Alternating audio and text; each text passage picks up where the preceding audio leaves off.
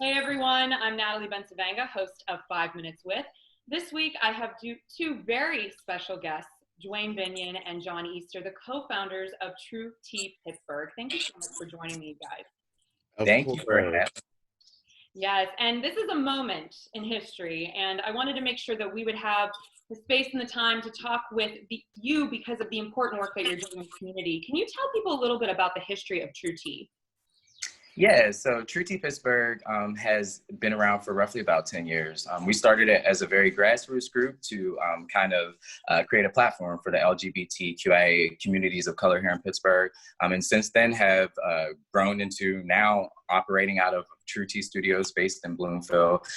We focus our works around, again, creating a platform for visibility for LGBTQIA members of color, as well as giving folks a platform to express their creativity. So we do a lot of entertainment and creative art as well, and social activism and meaningful resource sharing. So that means bringing resources to the people that they actually will take advantage of in their day-to-day lives, such as housing, healthcare, employment, long-term things that help to get people back on their feet. So speaking of activism, I follow you guys closely on social media. You're so committed to what's going on with the Black Lives movement. So can you explain to me why you're so involved with this movement? Yeah, we're really involved because although we are queer and Black, we are definitely seen as Black before we're seen as queer. So this Black Lives Matter movement definitely is at the core of who we are. So seeing people stand up for others and wanting to stand up for ourselves and actually push this movement of Black lives really inspires us. So this is what we fight. This is what we fight for. This is our life. So anytime hashtag BLM is around, we are there to push that as well.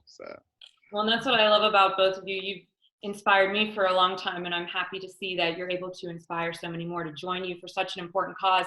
And you've really taken a stand to stand up for the most marginalized groups, and that includes the lives of Black trans women who often don't get a lot of the promotion and sort of the amplification that Black men get in communities where violence is concerned. Can you talk a little bit about why it's important for you to stand up specifically for Black trans women?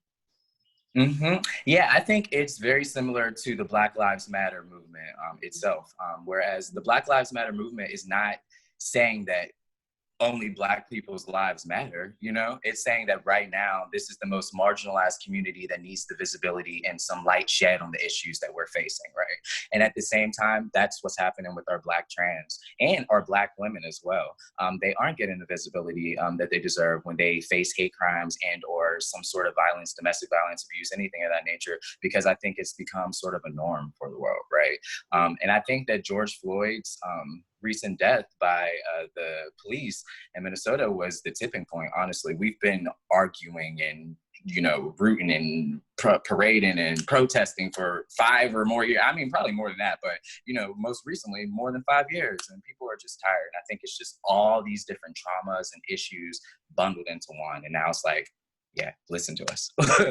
And I think when it comes to trans and Black lives, I feel like Black Lives Matter needs to know that all Black lives matter. It's not just this one Black life that got killed this one time right now. It is about Black trans women, the most marginalized Black people.